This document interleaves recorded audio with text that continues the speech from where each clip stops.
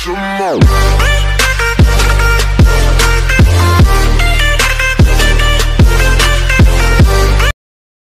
Bismillahirrahmanirrahim. Assalamualaikum warahmatullahi wabarakatuh. Jumpa lagi Bapak Ibu bersama saya. Kali ini kita coba membicarakan kembali terkait dana BOS. Kemarin kita sempat bahas tentang penggunaan dana BOS reguler ya. Nah, kali ini Bapak Ibu, di dalam Permendikbud nomor 2 tahun 2022 di beberapa pasal dibahas juga terkait dengan dana BOS kinerja. Barangkali Bapak Ibu masih ingat, terutama teman-teman kepala sekolah yang sempat tahun-tahun sebelumnya menerima dana BOS kinerja. Nah, di Permendikbud kali ini di tahun 2022 ini dana BOS kinerja ini untuk siapa dan untuk apa? Baik Bapak Ibu, kita bahas ya, kita coba share ya pasal demi pasal, peruntukannya untuk apa, kemudian untuk siapa saja, satuan pendidikan mana saja ya yang berhak untuk mendapatkan dana BOS kinerja.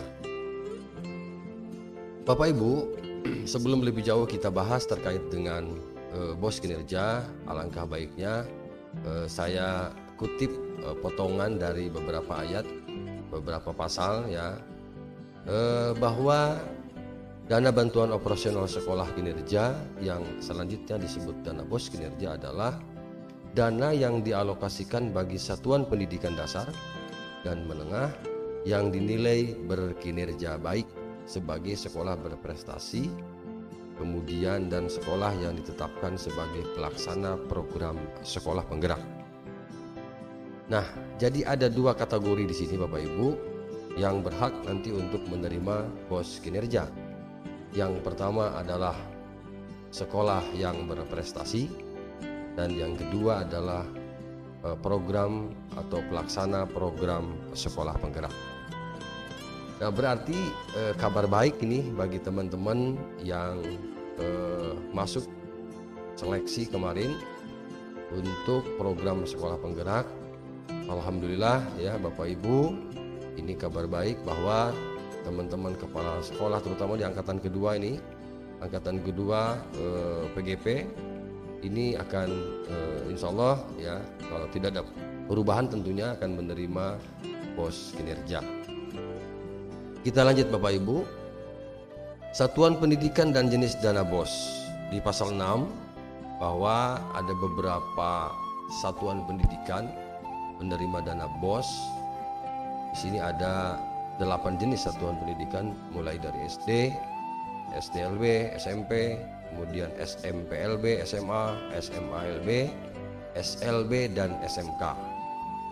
Nah, itu adalah sekolah-sekolah yang berhak berjenjang sekolah, jenjang satuan pendidikan yang berhak nanti untuk menerima dana BOS.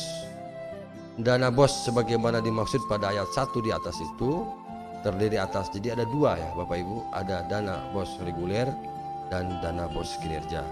Jadi BOS afirmasi sepertinya tahun ini, tahun 2022 ini tidak diluncurkan oleh pemerintah.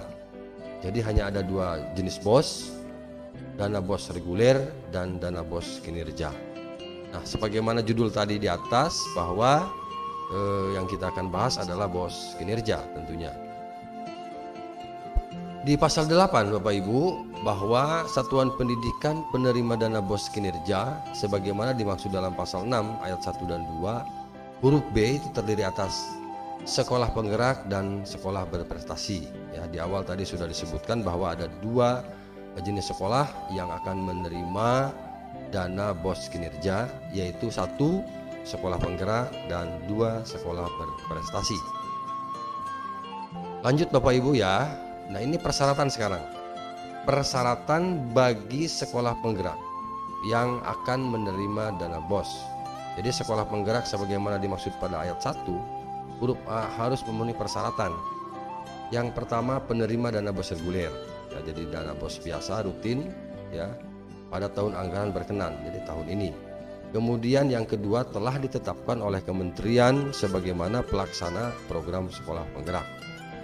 Jadi tentu ini ada persyaratan nama-nama sekolah penggerak yang sudah ditetapkan berdasarkan SK dari kementerian. Nah, sudahkah Bapak Ibu menerima SK penetapan sebagai sekolah penggerak? Maka SK itulah nanti yang menjadi prasyarat ya, menjadi syarat untuk menerima dana BOS kinerja bagi sekolah penggerak. Kemudian persyaratan yang kedua adalah bagi sekolah berprestasi. Persyaratannya yang pertama, sekali lagi, bagi sekolah yang berprestasi ini ada persyaratan untuk menerima dana BOS kinerja. Yang pertama, penerima dana BOS reguler, sama ya dengan yang tadi. Yang kedua, paling sedikit 3 peserta didik yang berprestasi dalam perlombaan di tingkat nasional dan atau internasional dalam 2 tahun terakhir. Berarti kalau tahun 2022, 2 tahun ke belakangnya itu berarti tahun 2020 ya, 2020 masih bisa diajukan.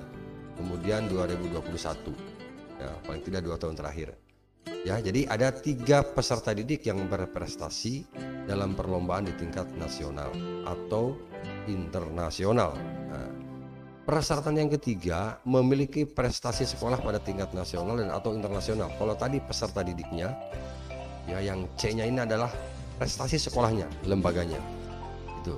Kemudian tidak termasuk sekolah yang ditetapkan sebagai pelaksana program sekolah penggerak. Artinya kalau bagi sekolah yang masuk ke sekolah penggerak berarti tidak termasuk ya, kalaupun berprestasi. Jadi ini ada pilihan, berarti pilihan salah satu saja. Nah, tetapi ada peluang bagi sekolah yang tidak termasuk sekolah penggerak tetapi memenuhi syarat-syarat di atas, berarti berhak ya untuk menerima BOS kinerja. Baik, kita lanjutkan Bapak Ibu, mudah-mudahan bisa dipahami. Kita lanjut Bapak Ibu. Nah, sekarang penggunaan BOS kinerja bagi sekolah penggerak. Pertama adalah pengembangan sumber daya manusia Bapak Ibu ya. Kemudian yang kedua, pembelajaran dengan paradigma baru. Kemudian digitalisasi sekolah dan perencanaan berbasis data. Ini 4 item inilah nanti sebagai bahan rujukan Bapak Ibu ketika memanfaatkan dana BOS kinerja bagi sekolah penggerak. Ya, nanti mudah-mudahan bisa dipahami Bapak Ibu.